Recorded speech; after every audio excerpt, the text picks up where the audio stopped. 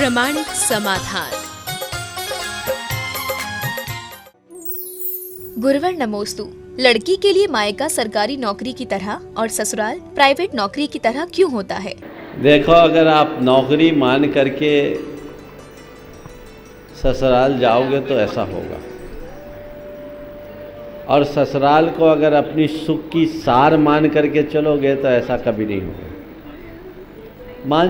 मानसिकता का अंतर। दामाद का सत्कार ज़्यादा होता है और बहू का सत्कार कम। इसकी एक बड़ी वजह है, क्योंकि दामाद मेहमान है और बहू घर के वंश का आधार है। इसलिए दामाद से ऊंचा स्थान घर की बहू का है। दामाद तो 2 दिन को गया है, तीसरे दिन रुक जाए तो सब पूछने लगेंगे क्या बात है। समझ गए? इसलिए दामाद के प्रति भाई 3 दिन 2 दिन 4 दिन की बात है। अगर दामाद घर जमाई बैठ जाए फिर देखो उसकी क्या दशा होती है। समझ गए? और बहू घर की है, घर की बहू के लिए क्या अलग से सम्मान देना, वो तो खुद अपने घर में अपना सम्मान आप खुद करते हैं क्या। तो दामाद कितना भी अच्छा क्यों ना हो, ससुराल जाने के बाद वो दामाद ही बना रहता है। लेकिन जो बहू बन करके अपने ससुराल जाती है, एक दिन वो घर की मालकिन भी बन जाती है। ये बहू का सौभाग्य है। बहू घर की मालकिन बन सकती है। इसलिए इसे इस नज़रिए से देखना चाहिए, ऐसा नहीं सोचना चाहिए। बल्कि मैं ये कहूँ कि जब कोई लड़की विवाह करके अपने ससुराल जाए तो ये सोचे कि अब यही मेरा घर है, यही मुझे अपने जीवन को गुजारना है और मुझे इसी घर के वंश की वृद्धि में सहयोगी बनना है। ये सोच लेकर के चलेंगे तो इस तरह के जो कन्फ्लिक्शंस आते हैं वो कहीं नहीं आएंगे। गुरुवर नमोस्तु। पति सुख तो अकेला काट लेता है, लेकिन दुख में वो अपनी पत्नी को जरूर याद करता है, और पत्नी दुख तो अकेला काट लेती है लेकिन सुख में पति को जरूर याद करती है। ऐसा क्यों? पति सुख अकेला भोगता है लेकिन दुख के लिए उसे सहारा चाहिए। क्यों? क्योंकि पति सही अर्थों में बेचारा है। बात सुनना, पूरी बात। क्यों है मैंने बेचारा कहा है? इसलिए क्योंकि पति अपनी पीड़ा को सह नहीं पाता। स्त्री अपनी बात को सह सकती है और कह भी सकती है, लेकिन पति की दुविधा बड़ी विचित्र होती है। ना वो सह पाता है ना कह पाता है। तो जो सह भी ना सके कह भी ना सके वो बेचारा है कि नहीं है? बोलो तो क्या गलत है? तो पति अंततः जब कुछ नहीं होता तो अपनी पत्नी के आगे मुंह खोलता है, दुख को सहता है। पत्नी में सहन करने की ताकत होती है, वो पचाती है, सह भी लेती कह भी लेती है, तो दुख को खुद वो पीती है। सुख बांटने की प्रवृत्ति भी एक स्त्री में होती है। ये उसका एक स्वाभाविक गुण है। स्त्री में ममता, क्षमा, धृति, सरलता, सहिष्णुता जैसे गुण स्वाभाविक रूप से होते हैं, और यही गुण उसके अस्तित्व को सुरक्षित रखते हैं। विडंबना है कि आज की युवतियां पढ़ लिख जाने के बाद इन गुणों से विमुख हो रही है। इसके कारण जीवन का जो स्वाभाविक रस है वो समाप्त हो रहा है। हमें इस पर ध्यान देने की जरूरत है। गुरुवर नमोस्तु। इंसान खुद के सुधार करने की कोशिश में पूरी जिंदगी क्यों निकाल देता है? बिल्कुल सही बात है। जिंदगी को आप करना आगे बढ़ाना चाहते हैं तो खुद आगे बढ़ो, किसी की कॉपी ना करो, किसी की नकल मत करो। लेकिन ये वही कर सकता है जिसके भीतर खुद के प्रति आत्मविश्वास हो और आगे बढ़ने का जज्बा हो। अपने आप को आत्मविश्वास से लवरेज रखिए। कार्बन कॉपी मत बनिए, ओरिजिनल कॉपी बनिए। जीवन को उसी दिशा में आगे बढ़ाने की कोशिश कीजिए। यदि आपके हृदय में ऐसा प्रगाढ़ आत्मविश्वास होगा तो जीवन की सारी स्थितियाँ स्वतः संपन्न होगी और हम अपने जीवन को क्रमशः आगे बढ़ाने में समर्थ होंगे। गुरुवर नमोस्तु। 8 कर्मों के अलावा निधत्ति और निकाचित कर्म कौन कौन से होते हैं? देखिए, निधत्ति और निकाचित स्वतंत्र कर्म नहीं है, ये कर्म की एक दशा है। ये 8 कर्मों में होते हैं। कुछ कर्मांश ऐसे होते हैं जिनको हम असमय में भोग नहीं सकते और जिनको बदल नहीं सकते, उनको बोलते हैं निधत्ति। कुछ कर्म ऐसे होते हैं जिनको न हम असमय में भोग सकते हैं, न बदल सकते हैं, न उनकी शक्ति को घटा सकते हैं, न बढ़ा सकते हैं, उसको बोलते हैं निकाच। गुरुवर नमोस्तु। परिवार में बच्चों, युवा और बुजुर्गों की सोच और विचारों में आपसी सामंजस्य कैसे बिठाया जाए? बच्चे, युवा और वृद्ध की सोच में सामंजस्य कैसे बिठाएं? एक दूसरे के सोच को एक दूसरे पर थोपना बंद कर दो, सामंजस्य अपने आप बैठ जाए। आप अपने अनुसार चलो तो कोई दिक्कत नहीं। कठिनाई तब है जब सामने वाले को आप अपने हिसाब से चलने पर तुल जाते हो। हमारे हिसाब से चलो, चलाओ मत चलो। आप अपने विचारों के अनुरूप चलोगे तो कोई दिक्कत नहीं। ध्यान रखना, एक है विचार भेद और एक है विचार संघर्ष। विचार भेद कतई खराब नहीं है, हर आदमी में अलग अलग विचार होते हैं। परेशानी वैचारिक संघर्ष से आती है, तो हम वैचारिक संघर्ष से अपने आप को बचाएं। गुरुवर नमोस्तु। पहले के जमाने में धर्म और अतिशय भी होते थे, परंतु वर्तमान में धर्म उतना ही होता है, पर अतिशय कम क्यों हो रहे हैं? पहले धर्म होता था, अतिशय होते थे। अब धर्म भी हो रहा है पर अतिशय नहीं हो रहा है। देखिए, धर्म और अतिशय इन दोनों को मैं एक दूसरे से नहीं जोड़ता। सबसे पहली बात तो, जिस अतिशय को आप धर्म से जोड़ते हो, मेरी दृष्टि से वो धर्म से जोड़े जाने लायक है ही नहीं। और अतिशय का जो अर्थ आज रूढ़ हो गया है, किसी भी शब्दकोश में अतिशय का वो अर्थ ही नहीं। आप लोग अतिशय का मतलब क्या समझते हैं? आपका क्या तात्पर्य अतिशय से? चमत्कार। दुनिया के किसी भी हिंदी शब्दकोश में या संस्कृत के शब्दकोश में अतिशय का अर्थ चमत्कार नहीं है। अतिशय का अर्थ है श्रेष्ठता, उत्तमता, लोकोत्तरता। समझ गए? तो धर्म अपने आप में श्रेष्ठ है, धर्म अपने आप में उत्तम है, धर्म अपने आप में लोकोत्तर है। अतिशय तो धर्म से है ही, धर्म खुद में अतिशय है। तुमको वो धर्म की तो उत्तमता दिखती नहीं, धर्म की श्रेष्ठता दिखती नहीं, धर्म की लोकोत्तरता दिखती नहीं, और ये ऊपर के जो कर्म है, कर्मकांड है, उसमें अतिशय दिखाई पड़ता है। तो तुम धर्म को भूल जाते हो और कर्म में रम जाते हो। ये भ्रम है, ये धर्म नहीं है। कर्म कांडों में उलझ जाते हैं। कर्म सिद्धांत को समझो तो हम बाहरी अतिशय की तरफ बिल्कुल न जाएं। अपने अंदर अतिशय प्रकट करें, यानी अपनी श्रेष्ठता को प्रमाणित करें, उसे प्रकटाएं।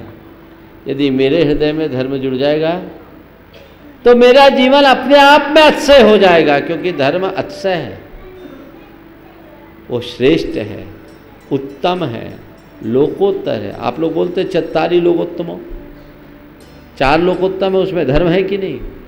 उस धर्म को धारण करें। आपने कहा पहले धर्म के साथ अतिशय होते थे, आजकल धर्म होता है पर अतिशय नहीं। मैं इसे दूसरे संदर्भ में कहता हूँ, पहले धर्म ज़्यादा होता था, धर्म के नाम पर होने वाला दिखावा कम। आजकल धर्म कम होता है, उसके साथ जुड़ा हुआ आडंबर अधिक। तो आडंबर से काम नहीं होगा, आचरण से काम। गुरुवर नमोस्तु। सब तिथियों में अष्टमी और चतुर्दशी को सर्वाधिक उपवास नियम के लिए अधिक महत्व क्यों दिया जाता था? अष्टमी और चतुर्दशी इस तिथि को पर्व के रूप में गिना गया है। अष्टमी अष्टकर्म के नाश का प्रतीक है और चतुर्दशी 14 गुण स्थानों से पार उतरने का प्रतीक है। तो हम अष्टकर्म को नाश करके 14 गुण स्थानों को पार करना चाहते हैं, इसलिए अष्टमी और चतुर्दशी को हम विशेष तपः साधना करते हैं। पर इसका एक वैज्ञानिक कारण भी है। वो ये है, मैंने आज से करीब 32 वर्ष पहले एक शोध लेख पढ़ा था 1986 में। हमारे शरीर में जैसे इस धरती पर 2/3 जल भाग 1/3 थल भाग है, वैसे हमारे शरीर में भी 2/3 जल तत्व 1/3 जो होता है वो पृथ्वी तत्व है, ठोस तत्व है। जैसे समुद्र का जल स्तर चंद्रमा की कलाओं से प्रभावित होता है और घटता बढ़ता है, कभी ज्वार आते कभी भाटा आता है, वैसे हमारे शरीर का जल तत्व भी चंद्रमा की कलाओं से प्रभावित होता रहता है, घटते बढ़ते रहता है। उसमें लिखा था अष्टमी, चतुर्दशी, एकादशी, 15, पंचमी, इन तिथियों को हमारे शरीर का जल तत्व विशेष उफान पर रहता है और इसलिए इन दिनों हमारे शरीर में जल तत्व की स्वाभाविक अधिकता हो जाती है। वो शोध अमेरिका में और शीत कटिबंधीय देशों में सर्दी के शिकार लोग ज़्यादा होते हैं, सर्दी बहुत होती है, ठंडा है, तो उसके ऊपर शोध हुआ था। तो उसमें उन्होंने लिखा कि इन दिनों हमारे शरीर में जल तत्व की अधिकता है। यही कारण है कि भारत में इन दिनों में, खासकर जैन परंपरा में, इन दिनों में उपवास किया जाता है। उपवास नहीं करे तो एकासन किया जाता है, एकासन भी करे तो साथ में हरि का त्याग करते हैं, यानी कम से कम जल तत्व से हमारा काम हो जाए। तो ये एक शोध है जो ये बताता है कि साधना की दृष्टि से आप उपवास करें तो अन्य तिथियों के उपवास की अपेक्षा अष्टमी चतुर्दशी को उपवास करेंगे तो आपका हरासमेंट कम हो। गुरुवर नमोस्तु। जिस पेड़ पर मीठे फल लगते हैं तो उस पर पत्थर ज्यादा क्यों पड़ते हैं? जिस पेड़ पर मीठे फल होते हैं उस पर पत्थर ज़्यादा क्यों लगते हैं? ये प्रकृति का नियम है कि जो फलवान होता है उसी को पत्थर खाना पड़ता है और वो पत्थर झेलने की सामर्थ्य भी रखता है। इस बात को हमें एक सीख के रूप में लेनी चाहिए और जब कभी भी हमारे अंदर कोई गुण हो और उसकी विरुद्ध हमारे प्रति कोई दुर्व्यवहार करे तो सोचो कि मेरे अंदर फल है इसलिए पत्थर आ रहे हैं, कोई दिक्कत नहीं है, मेरा धर्म है, मुझे पत्थर खा करके भी मीठे फल देने का धर्म निभाना है, तभी हम अपना जीवन सफल बनाएं। गुरुवर नमोस्तु। वर्तमान में सम्यक दृष्टि और मिथ्या दृष्टि की पहचान कैसे करें? सम्यक दृष्टि या मिथ्या दृष्टि की जो पहचान है वो ऊपर की क्रिया से नहीं है, भीतर के परिणाम से। मैं पूजा करूं इससे सम्यक दृष्टि बन जाऊं, इस बात की कोई गारंटी नहीं। मैं पूजा क्यों करूं, पूजा किसकी करूं, पहले इसकी समझ होनी चाहिए।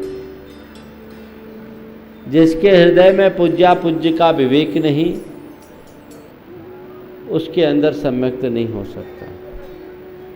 और जो पूज्य की उपेक्षा करे वो भी सम्यक दृष्टि नहीं हो सकता। पत्थर के देवता को पूजे और चलते फिरते भगवान की उपेक्षा करे तो कहाँ का धर्मात्मा। एक बात आप सबको कहता हूँ, मंदिर जाते हो आप लोग, दर्शन करते हो,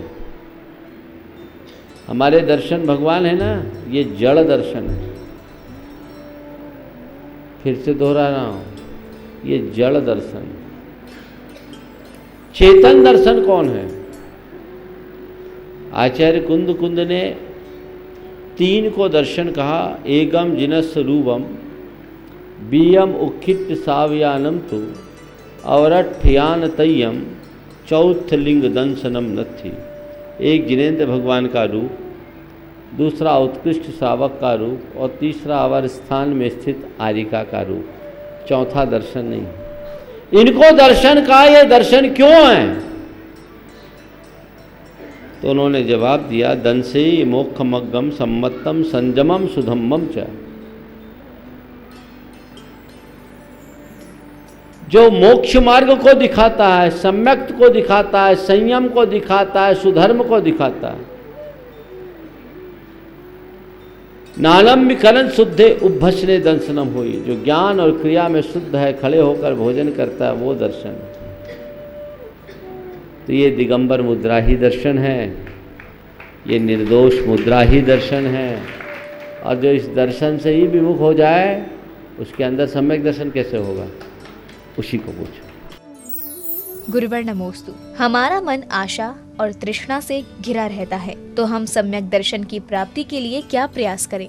देखिए, सम्यक दर्शन प्राप्त करने के लिए बार बार उसकी भावना भाइए, तत्व का चिंतन कीजिए, गुरुओं का समागम कीजिए, स्वाध्याय कीजिए। इसी भूमिका में आपके भीतर वो तत्व प्रकट हो।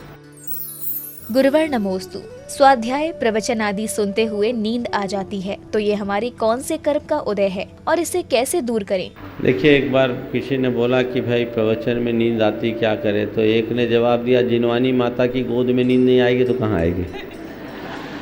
लोगों को जिनवानी माता की गोद में नींद आए, लेकिन नहीं, जिनवानी की गोद हम अपनी नींद को तोड़ने के लिए ग्रहण करें, नींद लेने के लिए नहीं। किसी किसी कर्म का तीव्र उदय होता है, उसे नींद आती है, लेकिन नींद की वजह केवल कर्मोदय ही नहीं, नींद की वजह और भी है। शारीरिक थकान भी नींद का एक कारण है, और सबसे बड़ा कारण है रुचि की कमी। जिन बातों में हमारी प्रगाढ़ रुचि होती है वहाँ कभी नींद नहीं आती। नोट गिनते गिनते नींद आई क्या? बोलो, कभी पिक्चर देखने गए और अच्छी पिक्चर हो, मन लायक पिक्चर हो तो नींद आई क्या? हाँ, बोरिंग पिक्चर में लोग सो जाते हैं, वहाँ भी सोते हैं। थिएटर में भी लोगों को नींद आ जाती है अगर उबाऊ हो, लेकिन रुचि की पिक्चर है तो नींद आती क्या? नहीं। ऐसे ही प्रवचन में, स्वाध्याय में अगर तुम्हारी प्रगाढ़ रुचि होगी तो नींद नहीं आएगी। हाँ, एक्सेप्शन है, थकान अधिक हो या कोई बीमारी हो तो कभी कभी किसी को नींद आ जाती है, तो उसको हम ठीक करें, दुरुस्त करें, अपने साथ योग प्राणायाम करें, शरीर को फिट करें, अपनी रुचि को प्रगाढ़ बनाएं, नींद कभी नहीं आए। गुरुवर नमोस्तु। आपके प्रवचन और शंका का समाधान सुनते हुए नींद आ जाती है, तो उस कार्यक्रम को पूरा करने के लिए क्या करें? आपको अपना बचपन तो याद होगा, और बचपन में आपको आपकी दादी की गोद भी मिली होगी, और आपकी दादी ने आपको कहानियाँ भी सुनाई होगी,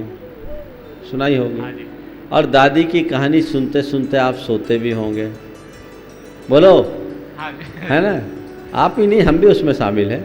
हम आप एक ही एज दौर के हैं, कोई दिक्कत की बात नहीं। आज का युग हाईटेक हो गया, बात अलग है ना। आज दादियों को फुर्सत है ना पोतों को फुर्सत है, लेकिन जैसे दादी कहानी सुनाती थी, और कहानी सुनते सुनते अगर हम सो गए तो सोने के बाद भी उस कहानी का अंश जितना हमने ग्रहण किया उसका असर रहता था कि नहीं? तो कहने को वो कहानी सुलाने की थी, पर सही अर्थों में वो कहानी सुलाने की नहीं, जगाने की।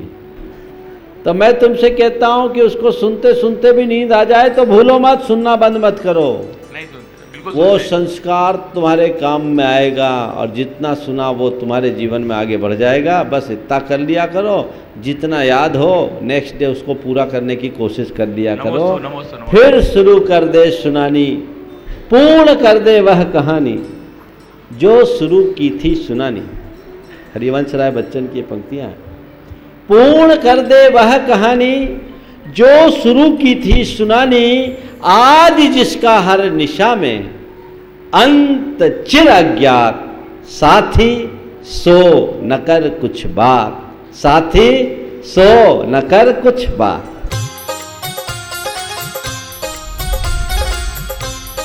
प्रामाणिक समाधान।